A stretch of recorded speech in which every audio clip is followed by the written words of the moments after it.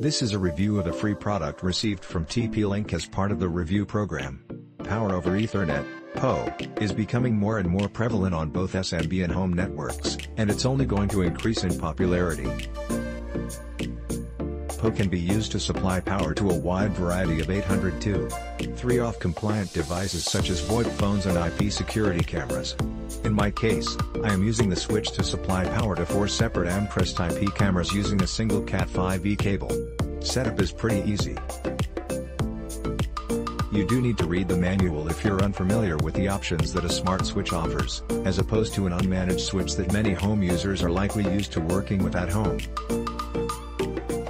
If you're familiar with logging into the web interface to configure your router, you'll feel right at home configuring this smart switch.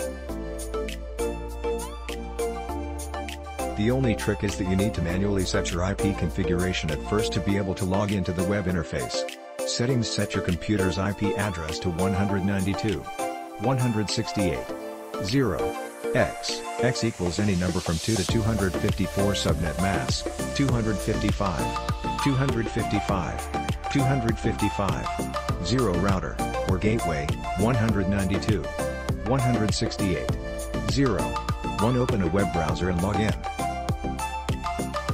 Useful for IP camera traffic, or to segment networks in a small office traffic monitoring loopback prevention, in case someone wants to get crazy and plug both ends of an Ethernet cable into 2 different ports on the same switch. Don't do this. Quality of service, GOES, allows you to prioritize. Would be much better if all ports were on one side and the status LEDs were on the opposite side. Smart features are great, but may be confusing for some home users. Could be a good tool for a novice to learn basic networking functions/terms. PoE across the 4 ports allows a maximum of 55 watts, so if your devices exceed this, port 4 will not supply any power to whatever is plugged in. Make sure whatever you need to plug in meets the power requirements on my unit. The DC plug on the rear seems to come unplugged if you look at it funny, and it makes a pop when plugging it in. You'll have to watch it to see if it causes any issues when I'm not fiddling with the switch.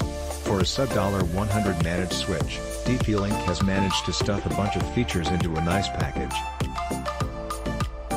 Click the link under this video for more details, reviews and current pricing.